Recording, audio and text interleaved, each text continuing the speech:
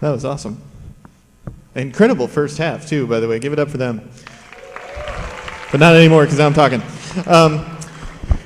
When I hit 2,000 games of Solitaire on my phone, it was obvious that I was going to get to 5,000. It was an inevitability. It was just too dang easy to play a game of Solitaire waiting for the bus or waiting for my food in a food cart line or doing something like that. So there you have the stats. To take the title very literally, I actually played 5,000 games of Solitaire. It took me about 6 days. I'd like to contend, though, that most of the casual games that we see online and on our mobile phones nowadays are, in fact, very like games of Solitaire. There's only one input required. They're essentially single-player games, despite the trappings of sociability, which we'll talk about in a bit. And generally, they're designed to be pleasant diversions. I don't have a value judgment about this. I think any kind of play is good. So I don't object to casual games as a form, but I'm fascinated by how such simple rule sets get us so engaged and get us so involved. Farmville made $500 million. How did they do that? Well, the first thing, a game of Solitaire has an end state, right? It ends. You either win or you lose, but at some point you can't play anymore. Bejeweled, Farmville, there's always more crops, there's always more jewels, there's always more things to match. And we, as humans, are really good at creating thematic links between level grinding. Basically, we will generate a fiction for ourselves within the context of a game that doesn't have a narrative. And this is Epic Win. It's a task manager for iPhone that lets you create quests out of daily tasks. So whether we're playing the game of real life or whether we're living inside a game world, in both instances, we engage. It's even better when we get to bling out whatever we're engaging with.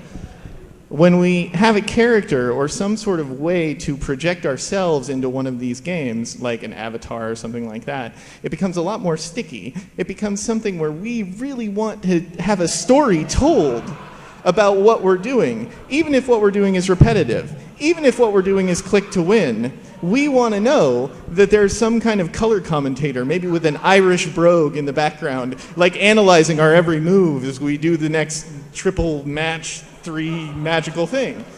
It's what we do. Even if we hate the puzzle, if the narrative is good enough, we'll keep going. If the story is good enough, we'll keep going. Even if there's no gameplay. Legends of Zork, you click a link that says, go adventuring. If you play the right level, you come back and win. So you click to win. And then you click to win again, and then you click to win again. You generate a certain myth-making around clicking to win. Gets even crazier if you add in property, right? Because we're Anglo-Saxons. That's my plot, man. That's my patch. That is something that's important to me. And that's where the socialization comes in. Now, I would argue that painting Mario Kart stars in bike lanes is actually a lot more social than what most of these games do. But what the games do is provide a framework for people to interact with each other. PopCap just did a study on casual gaming that says that one of the reasons that these Facebook games are so popular is because they're your high school classmates. You haven't seen them for years. You could throw a sheep at them. That could help, right? It could break the ice. New people that you don't know about could also break the ice, but also then you get to brag. Imagine your high school reunion where instead of comparing jobs and cars, you're actually comparing your farm. And so that kind of achievement and badge system now becomes the new 3-step thing, right? Pick a subject, add achievements and badges, sell it for 99 cents. And you're good to go. That's the notion, at least. But I think the bigger truth that it reveals is that we are, in fact, all gamers. It's just that there's been a very large segment of the population that hasn't had access to any sort of gaming mechanism that makes them happy. They're all too hard. And so now we have these super easy ones. But then we get into another problem, which is that the design space between casual and hardcore is currently occupied by one game.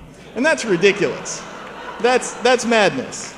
There's a lot more ways to be complex and depth and deep about gaming that can still be fun and casual and social and shareable. Some things that are good signs, right?